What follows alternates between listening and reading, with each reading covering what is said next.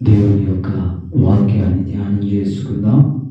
సామెతల గ్రంథము 8వ అధ్యాయము 17వ వచనాన్ని చదువుకుందాం. నన్ను ప్రేమించు వారిని నేను ప్రేమించుచున్నాను, నన్ను జాగ్రత్తగా వెతుకుకున్న వారు నన్ను కనుగొందురు. దేవునికి స్తోత్రం. చిన్న ప్రార్థన చేసుకుందాం. మహాగణుడును మహానోతులను సర్వాధికారమైన తండ్రి, నీకు వందనాలు. నీ మహాకృప కనికరమును బట్టి దినమందు మీరు మాతో ఉండి అయా నీ బిడ్డలైన మాతో మీరే మాట్లాడండి. నీ వాక్కుని వినిపింపచేయండి తండ్రి. నీకు వందనాలు, స్తుతులు, స్తోత్రాలు. అయా నేటి దినమందు ధ్యానము చేయొచ్చు నీ మాటల ద్వారా వాక్యమైన తండ్రి మీరు మాతో మాట్లాడండి. చదవబడి నీ లేఖన భాగములో ఉండిన మర్మమైన విషయములను మీరే వివరించి బోధించి బలపరిచి నడిపించి నాయన నీ దాసు నిలబడి ఉండగా నీ ఆత్మ చేత నింపి ఇక్కడ ఉన్న మా అందరితో మీరే మాట్లాడి బలపరచమని మాకే త్వరగా రానయ్యన్న యేసు క్రీస్తు పరిశుద్ధ పుణ్యనామమును అడిగి వేడుకొనుచున్న పరమ తండ్రి, ఆమేన్. పునరుత్థానుడైన యేసు క్రీస్తు కృపా సమాధానములు చేరి ఉన్న మనందరికీ కలుగును కాక, ఆమేన్. దేవుని యొక్క వాక్య గ్రంథములో నుండి సామెతల గ్రంథము 8వ అధ్యాయము సామెతల గ్రంథం 8వ అధ్యాయం 17వ వచనములో, నన్ను ప్రేమించు వారిని నేను ప్రేమించుచున్నాను, నన్ను జాగ్రత్తగా వెదుకువారు నన్ను కనుగొందురు. దేవునికి స్తోత్రం. దేవదేవుడు ప్రేమ కలిగిన దేవుడై ఉన్నారు. ఆయన ప్రేమ స్వరూపి అయిన దేవుడై ఉన్నారు. దేవుడు ఈ లోకమును ఎంతో ప్రేమించిన వారై ఉంటూ ఉండగా ఆయన మన కొరకు పరమను విడిచి సింహాసనాన్ని విడిచి ఈ భూలోకానికి దిగి వచ్చిన దేవాతి దేవుడై ఉన్నారు.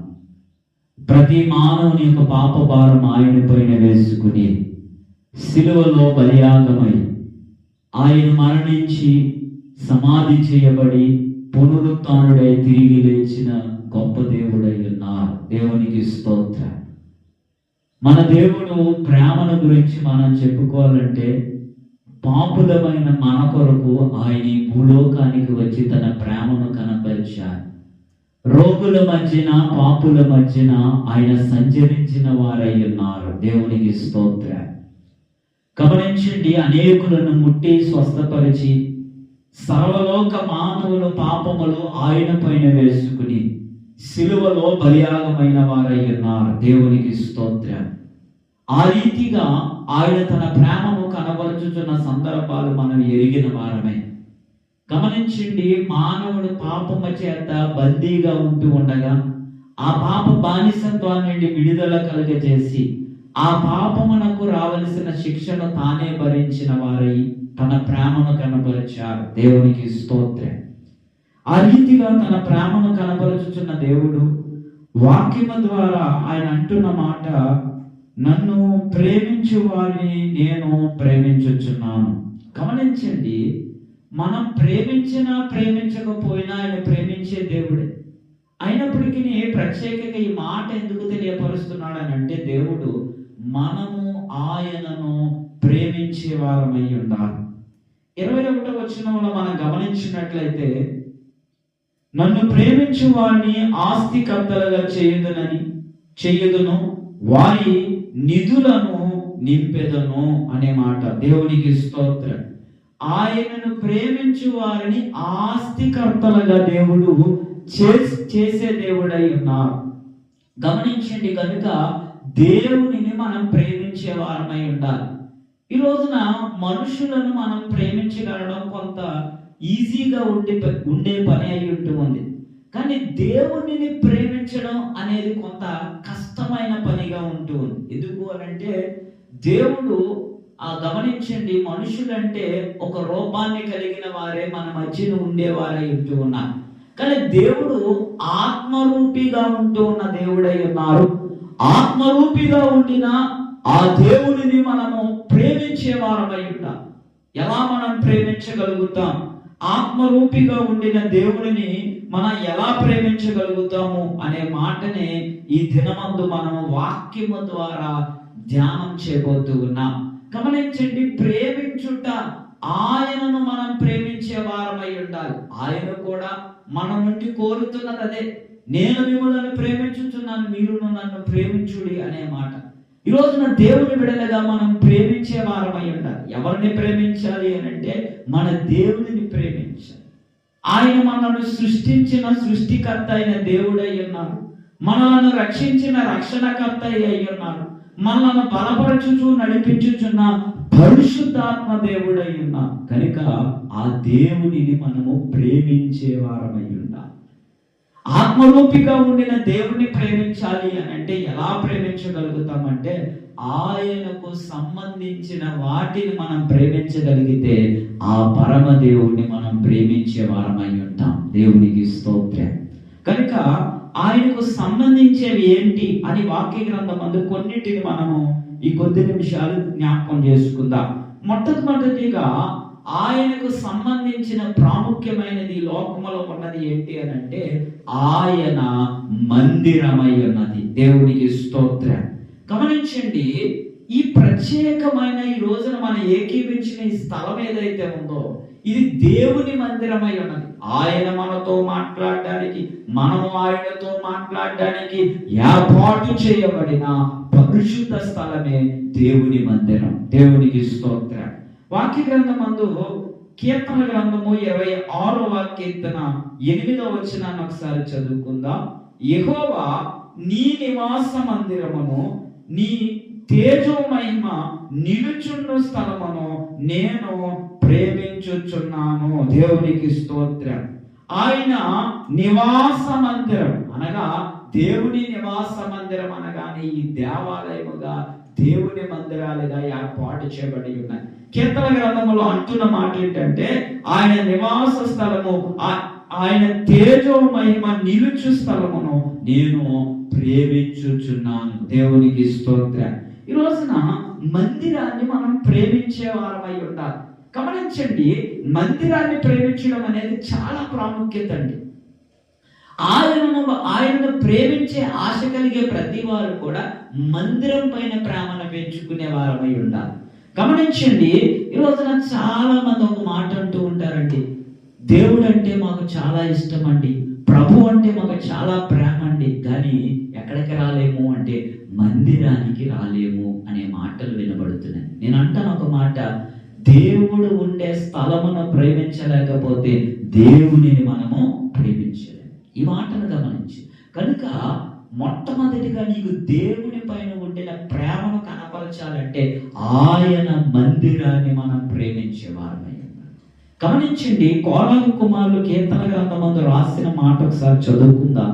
84వ కీర్తన 2వ వచనాన్ని మనం గమనించినట్లయితే, యెహోవా మందిర ఆవరణములను చూడవలనని నా ప్రాణము ఎంతో ఆశపడుచున్నది, అది సొమ్మసిల్లుచున్నది అనే మాట.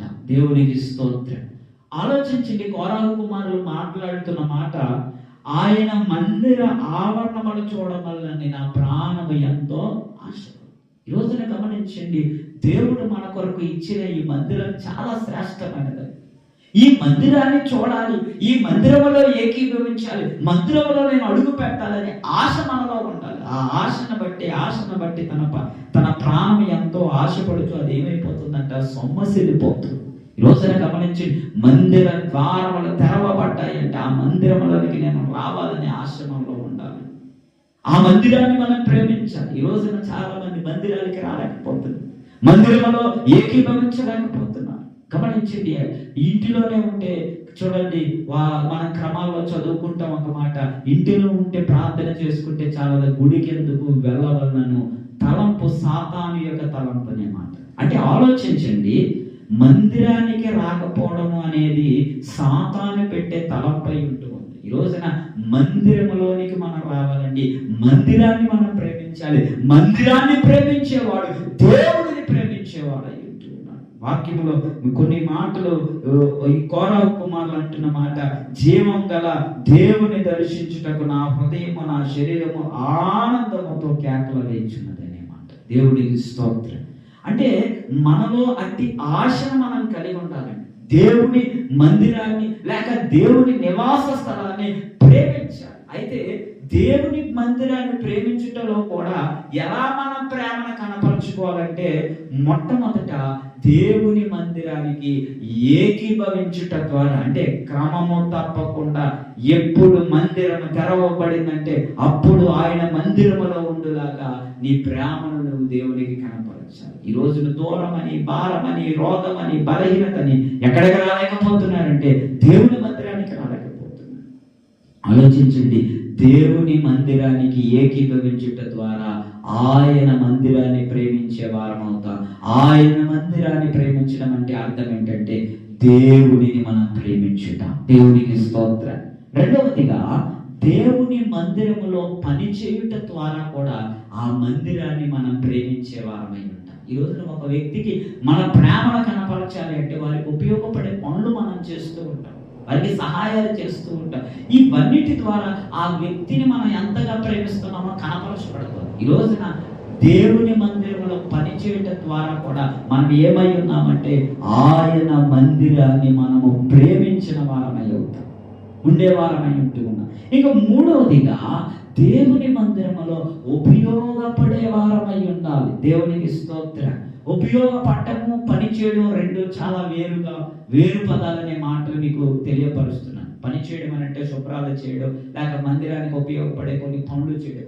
ఉపయోగపడటం అని అంటే ఈ రోజున మందిరంలో ఒక పాటలు పాడే వ్యక్తిగా ఉపయోగపడాలండి, ప్రార్థన చేసే వ్యక్తిగా, లేక దేవుని మాటలు చెప్పే విధంగా ఉపయోగపడే వారంగా ఉండాలి. అంటే దేవుని మందిరంలో నీ పాత్ర ఉండే విధంగా ఉండాలండి. దేవునికి స్తోత్రం. ఈ రోజున మందిరానికి వచ్చేస్తున్నాం, వెళ్ళిపోతున్నాం అని కాదండి. మందిరానికి వచ్చిన నీవు ప్రార్థనలోను, క్రమాలలోను, పాటలలోను పాల్గొనే వారమై ఉండాలి. దేవునికి స్తోత్రం. తద్వారా దేవుని మందిరాన్ని ఎడల మన ప్రేమను కనపరిచే వారమై ఉంటాం. ఇంకొకటి ఏంటంటే నాలుగవది, దేవుని మందిరములో క్రమమును కలిగి ఉండాలండి. క్రమము అంటే గమనించండి, ఆయన మందిరానికి ఏ సమయానికి రావాలంటే ఆ సమయంలో ఆ మందిరములో ఉండాలండి. ఆ మందిరంలో ఎటువంటి పద్ధతులు ఉంటాయో ఆ పద్ధతులు మనం వెంబడించే వారమై ఉండాలి. ఈ రోజున మందిరంలో ఏమన్నా పద్ధతులు మాట్లాడాలి, చెప్పాలి అని అంటే కొందరికి నచ్చని పరిస్థితి. ఏంటి మాటలు, లేక ఏంటి రూల్స్, ఏంటి ఆలోచనలు అనుకునే మాటలు ఎక్కువగా కనబడతాయి. కనుక గమనించండి, మన అందరూ జ్ఞాపకం చేసుకోవాల్సిన విషయం ఏంటంటే మనము ఆయన మందిరాన్ని ప్రేమిస్తున్నాము అనే విషయాన్ని ఎలా కనపరచగలుగుతామంటే క్రమమును కలిగిన వారమై ఉన్నప్పుడే. దేవునికి స్తోత్రం. అంటే ఈ నాలుగింటి ద్వారా, ఒకటి ఏకీభవించడం, మందిరములో ఏకీభవించడం, రెండవది మందిరంలో పనిచేయడం, మూడవది మందిరములో ఉపయోగపడడం, నాలుగవది మందిరములో క్రమము కలిగి ఉండటం ద్వారా, ఈ నాలుగింటి ద్వారా మందిరాన్ని మనము ఎంతగా ప్రేమిస్తున్నామో ఆ ప్రేమ కనపరచబడుతుంది. ఈ మందిరాన్నే ప్రేమించేవాడు ఎవరిని ప్రేమించగలుగుతాడంటే దేవునిని ప్రేమించగలుగుతాడు. దేవునికి స్తోత్రం. ఎందుకు ఆయనను ప్రేమించాలంటే ఆయనను ప్రేమించిన వారిని ఆస్తికర్తలుగా చేస్తాడంటే దేవుడు. దేవునికి స్తోత్రం. రెండవదిగా, మనకున్న ప్రేమను దేవునికి ఎలా కనపరచగలుగుతాం, ఎలా మనం ఆయన ప్రేమించగలుగుతాం అని అంటే రెండవ విషయం, కీర్తన గ్రంథము 69వ కీర్తన 36వ వచనాన్ని మనం గమనించినట్లయితే, ఆయన సేవకుల సంతానము దానిని స్వతంత్రించుకును, ఆయన నామమును ప్రేమించువారు అందులో నివసించెదరు. దేవునికి స్తోత్రం. రెండవ మాట, ఆయన నామమును ప్రేమించుట. దేవునికి స్తోత్రం. గమనించండి, రెండవదిగా మనం ఏం చేయాలి? దేవుణ్ణి ప్రేమించడము. ఎలా మనం ఆయన ప్రేమించగలుగుతామంటే ఆయన నామాన్ని ప్రేమించాలి. ఈ రోజున ఆయన నామం చాలా శ్రేష్టమైనదండి.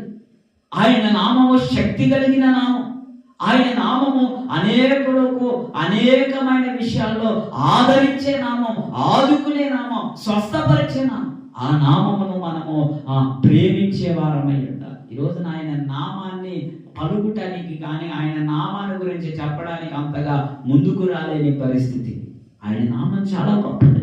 కనుక ఆయన నామమును ప్రేమించుట అనేది ప్రాముఖ్యమైనదిగా మనము ఎంచుకునే వారమై ఉండాలి. అందుకనే భక్తుడు దేవదాసయ్య గారు కూడా ఆయన నామాన్ని గురించిన కొన్ని పాటలు కూడా కీర్తన పుస్తకంలో కనబడుతున్నాయి. యేసు నామము ఎంతో మధురము, అంతేకాకుండా యేసు నామ స్మరణ చేయండి, అదే కాకుండా యేసు నామము కంటే ఏది గొప్ప అనే మాట తర్వాత 4వది యేసు నామదారులు ఎంతో ధన్యులు.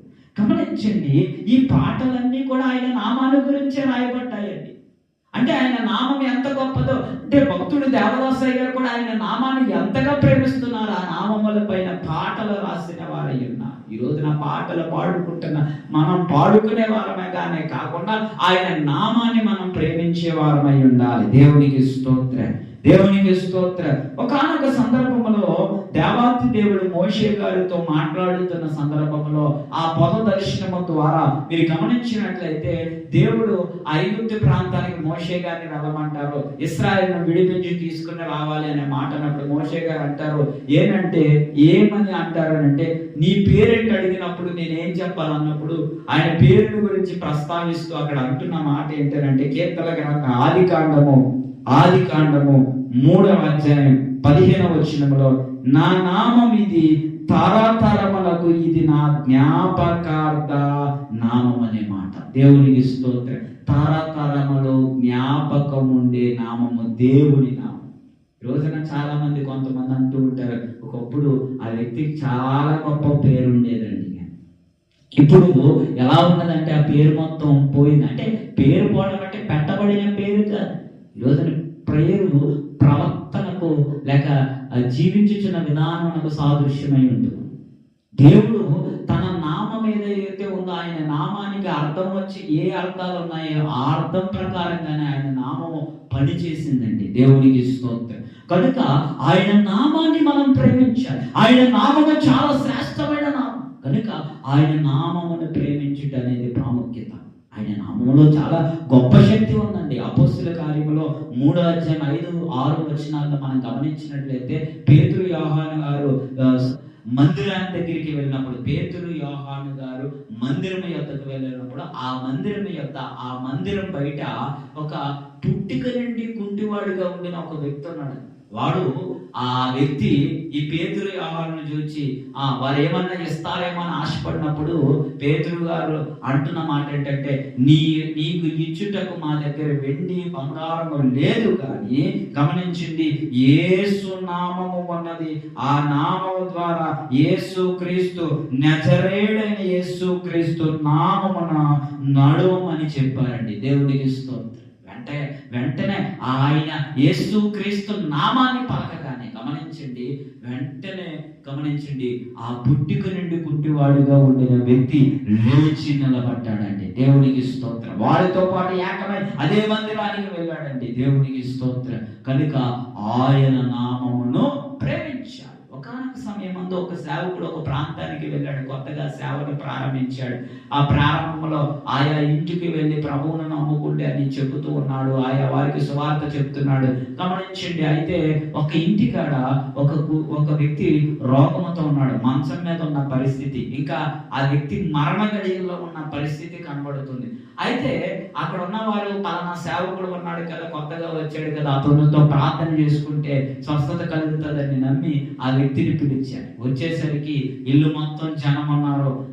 ఒక మంచం మీద ఆ వ్యక్తిని పడుకోబెట్టారు. ఆ వ్యక్తి చూస్తే ఇక మరి కొద్ది నిమిషాల్లో చనిపోయే పరిస్థితిలో ఉన్నారు. ఇప్పుడు ప్రార్థన చేయమని చెప్పారు. ఆ సేవకుడు ఏం ప్రార్థన చేయాలి? బ్రతికించమని ప్రార్థన చేస్తే ఒకవేళ బ్రతకపోతే మరి ఈ ప్రార్థనలో శక్తి లేదనో లేక దేవుడి కార్యం చేయలేదో ఇంకా రకరకాల మాటలు మాట్లాడతారని ఏం చేయాలో అర్థం కాని పరిస్థితిలో ఆ వ్యక్తి కళ్ళు మూసాడండి. అక్కడ ఉన్న వారందరూ కళ్ళు మూసారండి. ఈ వ్యక్తి ఏం చేస్తున్నాడు, ఏమని ప్రార్థన చేస్తున్నాడంటే, యేసయ్యా యేసయ్యా యేసయ్యా అనే నామాన్ని పలుకుతున్నాడండి. ఆయన యేసయ్యా యేసయ్యా అంటున్న సందర్భంలో అక్కడ ఉన్న వారందరూ కూడా ఒకరి తర్వాత ఒకరు ఆయన అంటున్న మాట యేసయ్యా యేసయ్యా అన్న ప్రారంభించారు. మరి కొద్ది నిమిషాలకి ఏమైందంటే ఆ మంచం మీద రోగిగా ఉండిన వ్యక్తి కూడా ఆ లేచి యేసయ్యా యేసయ్యా అనడం మొదలు పెట్టాడు. దేవునికి స్తోత్రం. అక్కడ గొప్ప ప్రార్థన లేక ఏదో గొప్ప శక్తివంతమైన ప్రార్థన ఏదో చేయలేదు, కానీ అక్కడ కేవలం ఆయన చేసిన పని ఏంటంటే యేసు నామాన్ని పలికాడండి. దేవునికి స్తోత్రం. అంటే ఆయన నామము అక్కడ ఉన్న వారిని ఉజ్జీవింపచేసింది. ఆ మరణ పడకలో ఉండిన వ్యక్తి కూడా లేచి స్వస్థత పొందే స్థితిని పొందుకున్నాడు. దేవునికి స్తోత్రం. కనుక ఆయన నామమును మనం ప్రేమించే వారమై ఉండాలి. దేవునికి స్తోత్రం. దేవునికి స్తోత్రం. కనుక మొట్టమొదటిగా దేవుణ్ణి ప్రేమించుట అంటే ఎలా మనం ఆయన ప్రేమించగలుగుతామంటే ఆయన మందిరాన్ని ప్రేమించుట ద్వారా ఆయనను ప్రేమించే వారమై ఉంటాం. రెండవది ఆయన నామమును ప్రేమించుట ద్వారా ఆయనను ప్రేమించే వారమై ఉంటాం. దేవునికి స్తోత్రం. ఇంకా మూడవదిగా రక్షణను ప్రేమించాలండి. కీర్తన గ్రంథము 70వ కీర్తన 4వ వచనములో మనం గమనించినట్లయితే నీ రక్షణను ప్రేమించువారు అందరూ దేవుడిని మహిమ పరచబడును.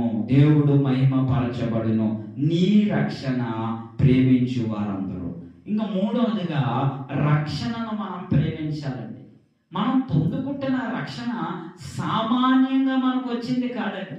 ఈ రోజున దేవదేవుడు ఆయన మన పాపభారం అంతా ఆయన పైన వేసుకుని సిలువలో బలియాగమై రక్తాన్ని చిందించి గాయపరచబడి ఆ సిలువలో బలియాగం అవ్వట ద్వారానే ఈరోజు మానవులకు రక్షణ వచ్చింది. అందుకనే దావీదు పట్టణమందు నేడు రక్షకుడు మీ కొరకు వచ్చి ఉన్నాడనే గమనించండి.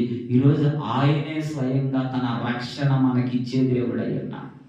ఆ రక్షణను మనము పొందుకున్న రక్షణ లేక పొందబోయే రక్షణ, కలిగి ఉండిన రక్షణను మనం ప్రేమించాలండి. ఆ రక్షణను మనం ప్రేమించాలి. ఈ రోజున రక్షణ విషయమై చాలా మంది నిర్లక్ష్యత కలిగి ఉండే పరిస్థితి.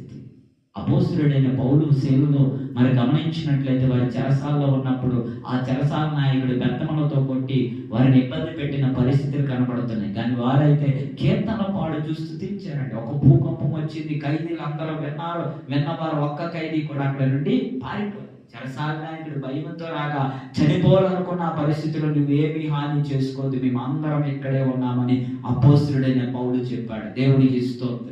వెంటనే ఆ చెరసాల నాయకుడు అపోస్తలుడైన పౌలు పాదాల చెంతకు వచ్చి సాష్టాంగపడి అయ్యా రక్షణ పొందాలంటే నేనేం చేయాలనే మాట. దేవునికి స్తోత్రం. అంటే రక్షణ ఎంత విలువైందో గమనించాడు. రక్షణ పొందడానికి సాష్టాంగపడ్డాడంటే ఆ వ్యక్తి. ఈ రోజున ఆ పొందుకున్న రక్షణ నువ్వు ఎంతగా ప్రేమిస్తున్నావు. రక్షణను ప్రేమించగలిగితేనే రక్షణ కాపాడుకునే వాడమై ఉంటాం. రక్షణ పోగొట్టుకున్నామని అంటే పరలోక రాజ్యములోనికి మనము ప్రవేశించాలి. ఈ రోజున బాప్తిసం ద్వారా మనకు రక్షణ రావచ్చండి. బాప్తిసం పొందుకున్నా అంటే రక్షణ పొందుకున్నామనే మాటను మనం అంటాం. కానీ నమ్మి బాప్తిసం పొందిన వారికి రక్షణ అనే మాట.